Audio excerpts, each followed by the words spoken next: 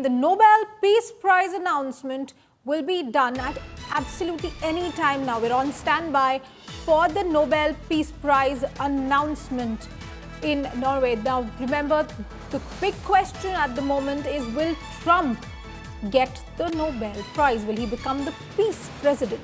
Remember, 338 candidates are in contention for the Peace Prize, from the late Pope Francis to Elon Musk. And Donald Trump has thrown his hat in the ring and has been lobbying aggressively. So will Trump get the Peace Prize? That's the big question at this moment, as we wait for the Nobel Committee to announce the winner of this year's Nobel Peace Prize.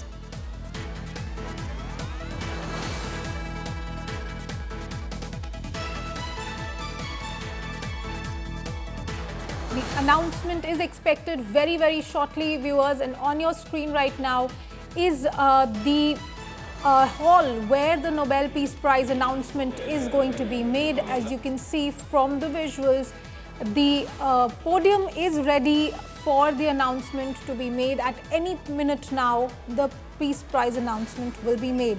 With 338 candidates in the fray, from the late Pope to Elon Musk, the question really is who will get it. And let's listen into what is being said there.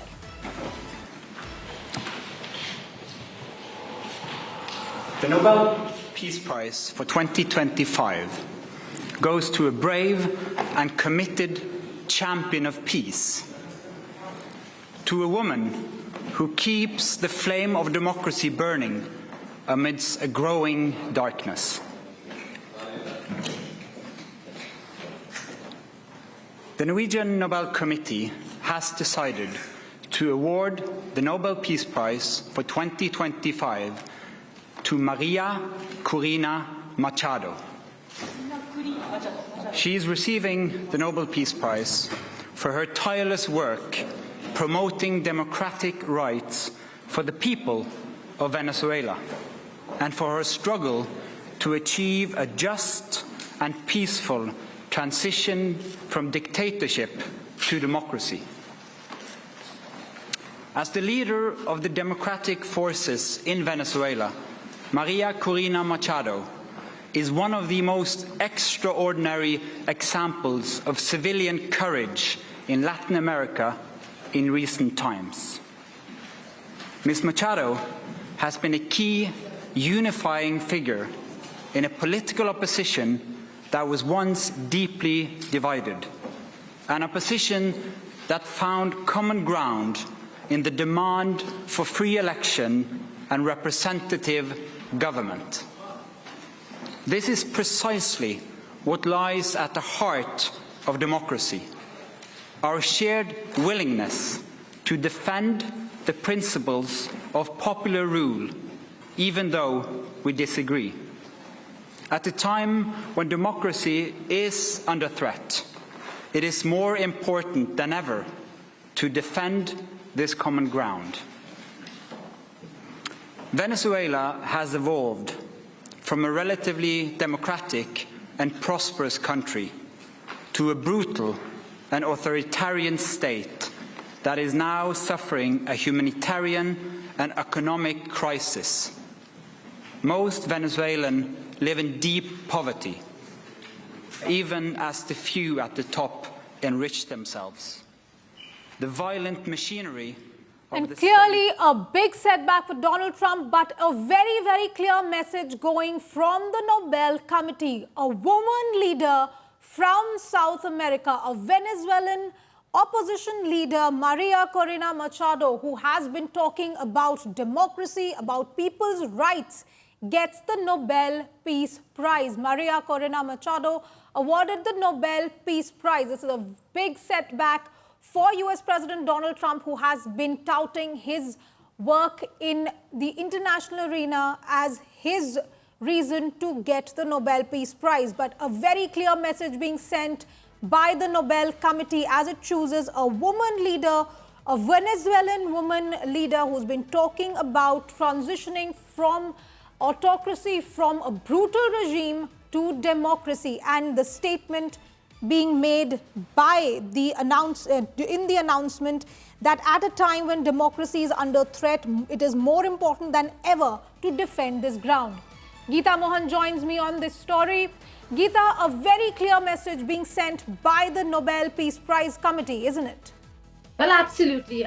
In fact, America will not be very unhappy with the decision because they've been fighting the Maduro administration for a very long time.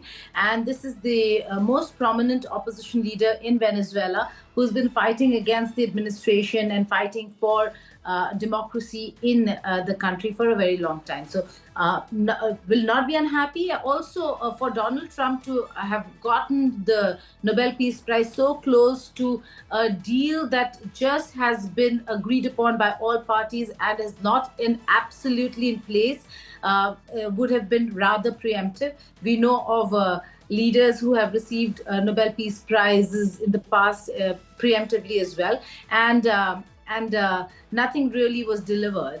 And there are many such cases, including in '94 when after the Oslo Accord, Rabin, Yasser Arafat, and Shimon Peres also won the Nobel Peace Prize. And what happened to Oslo? Look at where Israel and Palestine question is today. In all probability, they'd like to see more in terms of delivery and a lasting peace for President Donald Trump to really receive the award. So no award for Donald Trump this year.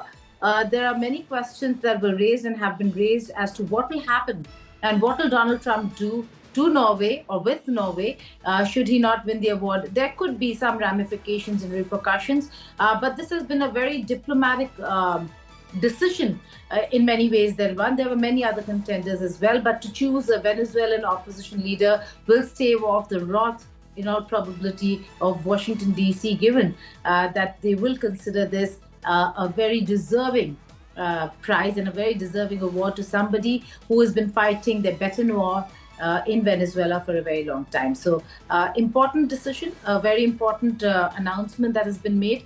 Donald Trump has missed the bid yet again. This is not the first time that he was nominated.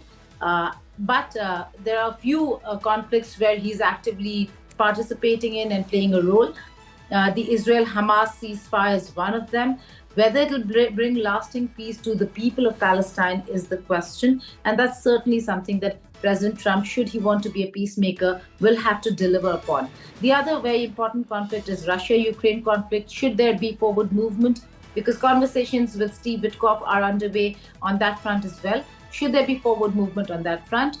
Then next year, certainly, he will be a serious contender. But this year, it was too early and things are still not fallen in place. There's just an agreement and all parties have agreed to accept it. We'll have to wait and see if there are going to be violations and who's going to violate.